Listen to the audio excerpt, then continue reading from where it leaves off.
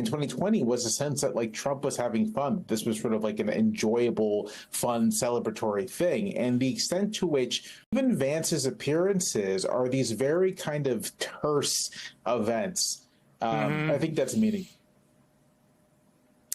Meredith, you do have a book out about Trump in Exile, which is partly about his time down in Mar-a-Lago. And it was sort of, there was something kind of darkly comedic to me about the fact that, people are noting the fact that JD Vance is flying all over the country. Harris and Walz are doing all these events. Trump has one event, so he's like, fine, I'll do an event.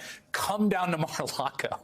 If I were 78, that's how I would want to script it too. But how do you understand the strange lack of events, which isn't just this week, but actually if you count up the numbers, like he just has not been on the road?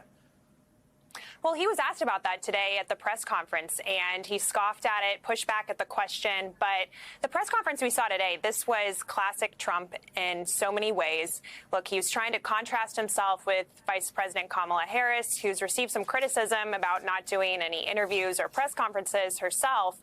But really, this is about him trying to take the spotlight off of the momentum that the Harris-Walz campaign has had since Walz was announced and since Harris took the top of the ticket, inviting reporters down there to pepper him with questions, showing off Mar-a-Lago, but really going all over the map in terms of his answers to questions in a way to try to defend himself and to try to turn the media's attention away from the real momentum that we have seen just in this past week.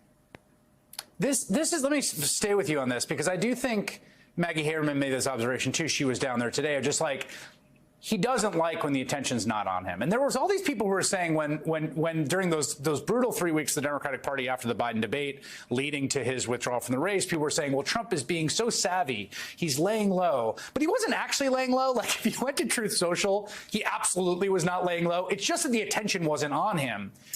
He seems to think more attention on him, the better. Do you think that's the fundamental thesis that he has about the campaign? Well, for Donald Trump, it's always so important to have attention, good or bad. And if you think just 3 weeks ago where the Republican Party was, Donald Trump just got the nomination in Milwaukee.